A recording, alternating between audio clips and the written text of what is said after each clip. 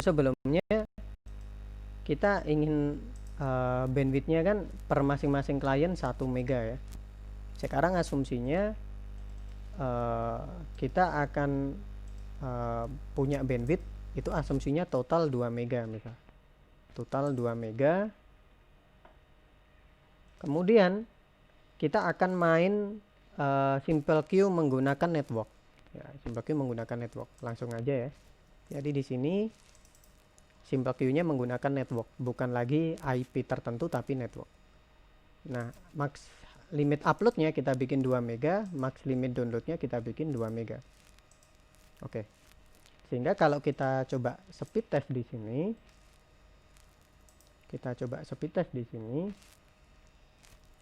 maka dia mencapai 1,5.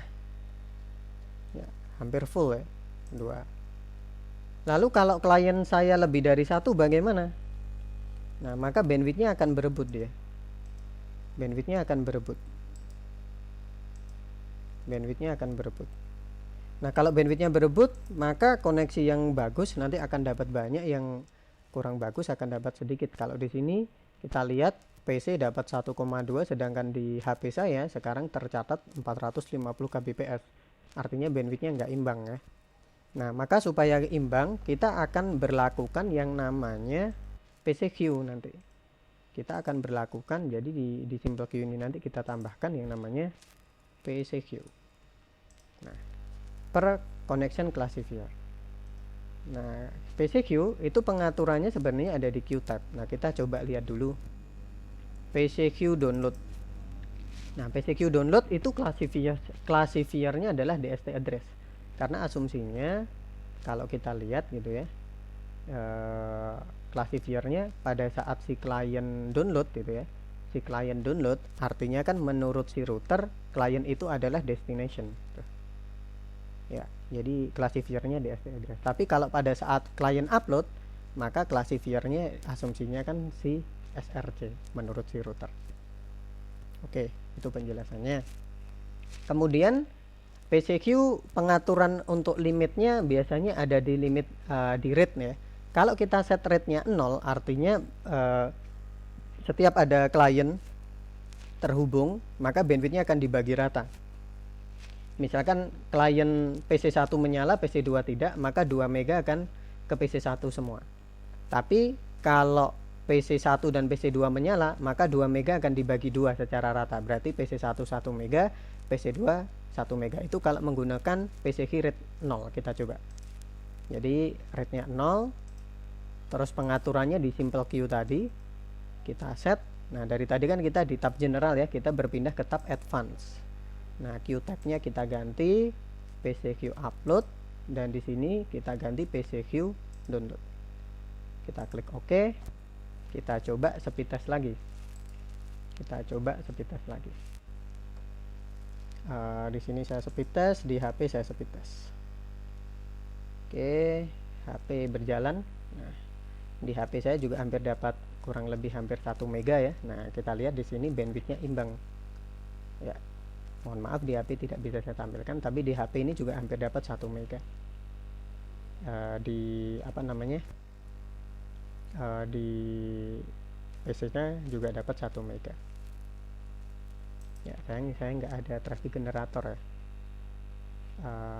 Apakah bisa saya torch misal saya bridge. Kita coba cek ya. Kita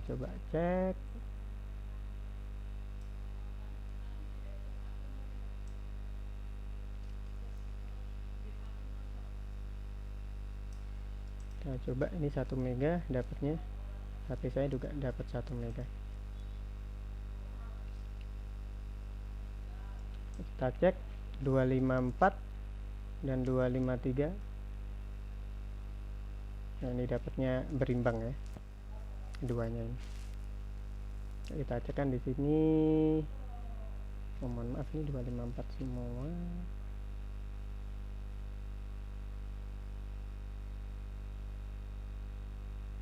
Source. Mohon maaf, HP ini nggak jalan.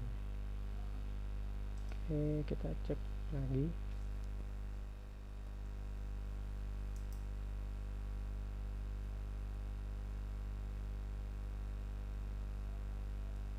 254 dan 253.